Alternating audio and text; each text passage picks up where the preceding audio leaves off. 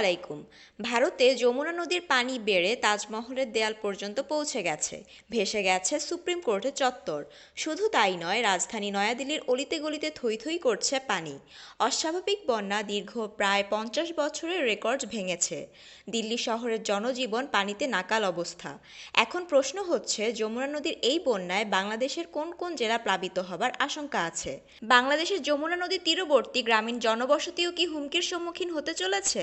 আপনারা জানেন, ইতিমধ্যে পুরো এশিয়া জুড়েই বিভিন্ন দেশে বন্যা হচ্ছে।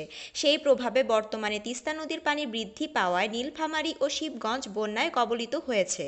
এদিকে বাংলাদেশের যমুনা ও ব্রহ্মপুত্র নদীর পানি বৃদ্ধি পাওয়ায় লালমনিরহাট ও কুড়িগ্রাম বন্যার সম্মুখীন হয়েছে।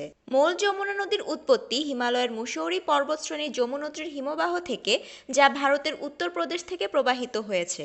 এটি গঙ্গা নদীর প্রধান উপনদী, যার রয়েছে অসংখ্য শাখা নদী। দিল্লির বুক চিরে বিস্তার এই নদীর। অপরদিকে বাংলাদেশের কুড়িগ্রাম থেকে প্রবাহিত হয়েছে ব্রহ্মপুত্র নদী, যা পরবর্তীতে যমুনা নদী নাম ধারণ করেছে। ভারতের গঙ্গা নদীর উপনদী যমুনার সাথে বাংলাদেশের উত্তরবঙ্গে প্রবাহিত যমুনা নদীর যোগসূত্র প্রায় নেই বললেই চলে। তাই বর্তমানে ভারতের বন্যায় বাংলাদেশে সরাসরি কোনো প্রভাব নেই। তারপরও দিল্লির বন্যা যদি ভয়াবহ ও দীর্ঘস্থায়ী রূপ নেয়, তাহলে দুই বাংলাদেশ সমান পথ পাড়ি দিয়ে গঙ্গা নদী বাংলাদেশের রাজশাহী দিয়ে পদ্মায় রূপ নিয়েছে। তাই শিবগঞ্জ, চাঁপাইনবাবগঞ্জ ও রাজশাহী জেলা বেশি ঝুঁকিতে থাকবে।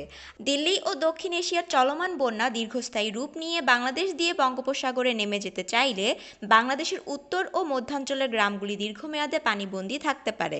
তাই এখন থেকে জীবন, ফসল ও গবাদি পশু বাঁচাতে বা বন্যা মোকাবেলায় পরিকল্পনা করতে হবে।